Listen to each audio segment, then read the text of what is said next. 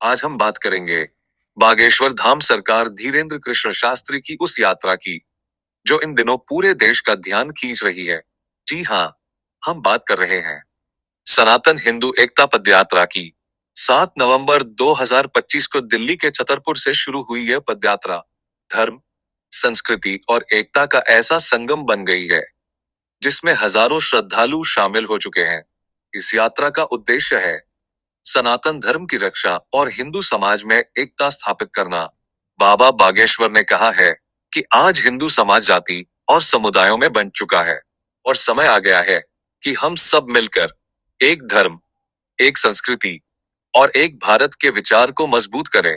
उन्होंने यह भी कहा, सनातन धर्म कोई धर्म नहीं, यह भारत की आत्मा है और हमें इसकी रक्षा करनी ही होगी। यह यात्रा दिल्ली के छतरपुर से शुरू होकर फरीदाबाद, पलवल, होडल होते हुए उत्तर प्रदेश के पवित्र नगर वृंदावन तक जाएगी। करीब 131 किलोमीटर लंबी यह यात्रा 10 दिन तक चलेगी। दिल्ली पुलिस ने यात्रा के पहले 2 दिनों के लिए ट्रैफिक एडवाइजरी भी जारी की थी, क्योंकि हजारों की संख्या में भक्त सड़कों पर उमड़ पड़े। यात्रा के दौरान माहौल भक्तिमय और जोश से भरा हुआ दिखा। हर तरफ जय श्री राम और सनातन धर्म अमर रहे के नारे गूंजते रहे। बाबा बागेश्वर कभी भगवा पगड़ी में तो कभी गुलाबी शॉल ओढ़े दिखाई दिए, जो इस यात्रा के 7 रंगों का प्रतीक बताया जा रहा है।